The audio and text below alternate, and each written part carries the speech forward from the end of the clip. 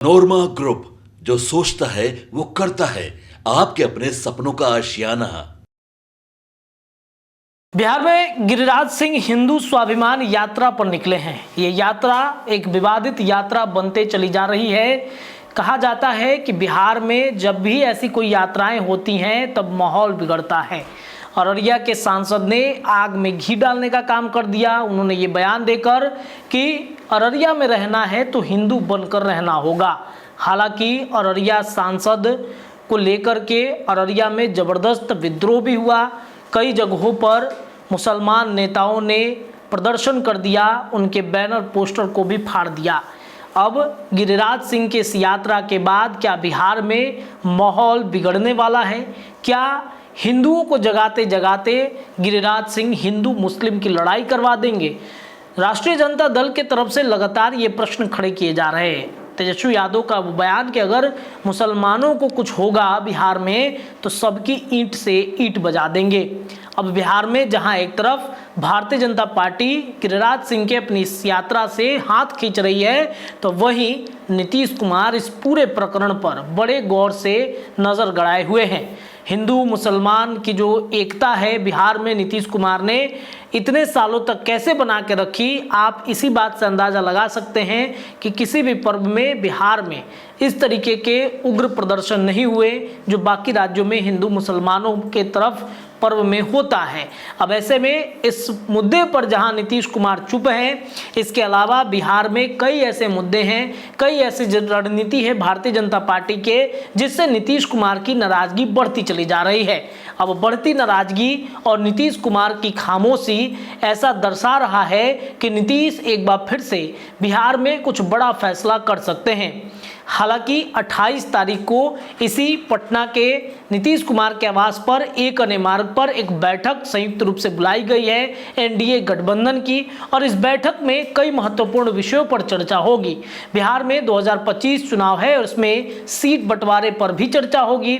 2024 लोकसभा चुनाव के दरमियान सीट बंटवारे पर जहां पेच फंस रहा था, तो नीतीश कुमार 28 तारीख वाली बैठक में इस पेच को सुलझाएंगे या फिर मामला कुछ और होगा। गिरिराज सिंह के इस यात्रा पर भी नीतीश शायद उस दिन अपनी चुप्पी तोड़े, लेकिन उससे पहले नीतीश कुमार एक बार फिर से राजधानी पटना से बाहर निकल चुके हैं। गिरिराज सिंह की यात्रा पर नीतीश की खामोशी और इधर नीतीश अचानक जो राजगीर है इन क्षेत्रों में जब जब नीतीश कुमार निकलते हैं तो बिहार की राजनीति बदलने लगती है।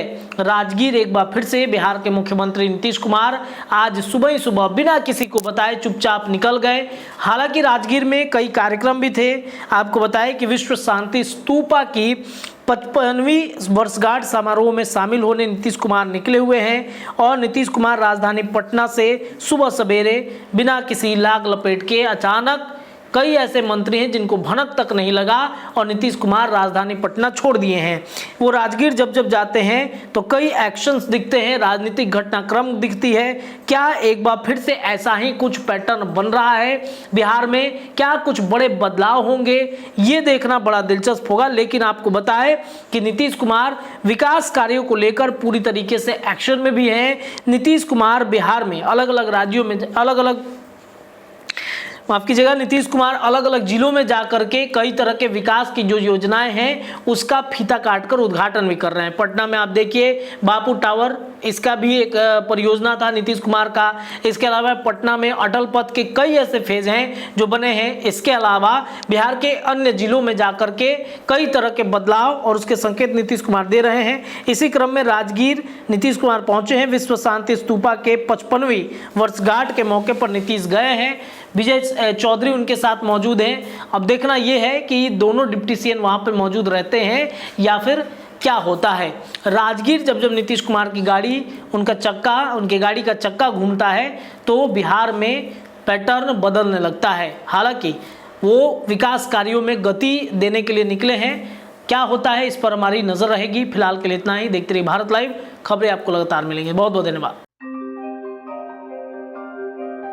आपके सपनों को हमने सजाया है, ई होम्स पैनोरमा को हमने बनाया है। ई होम्स मेरा एक सपना था जिस पे मैं पिछले 4 साल से काम कर रहा था। हमने जो बनाया है वो सबने है माना।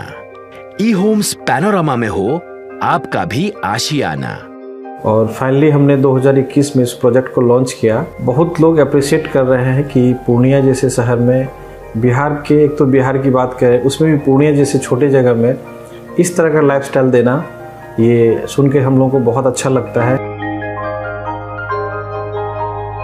ई होम्स में हमने कुछ और भी किया है, जैसे हम जिस जगह में रह रहे हैं हमारे फैमिली सिक्योर हो, उनको सिक्योरिटी का ध्यान में रखा है।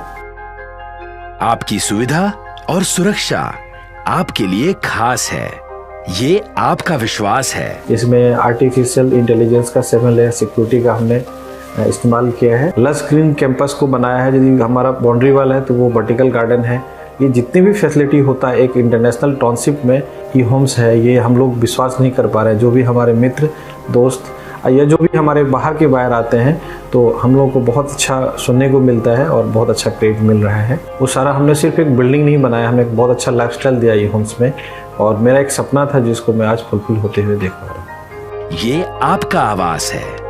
ई होम्स पैनोरामा में अब आपका निवास है। E homes Panorama, luxurious lifestyle redefined. Panorama group, जो सोचता है वो करता है। अगर ये वीडियो पसंद आई और वह बिहार के राजनीति और बिहारियत से सरोकार रखेनी तो सब्सक्राइब बटन दबा के चैनल के सब्सक्राइब कर ली। ओजे एगो घंटी बा, ओकरा बटन दबा देला से कुल सटीक और मारक खबर रुआ मुफ्त में मिल जाई।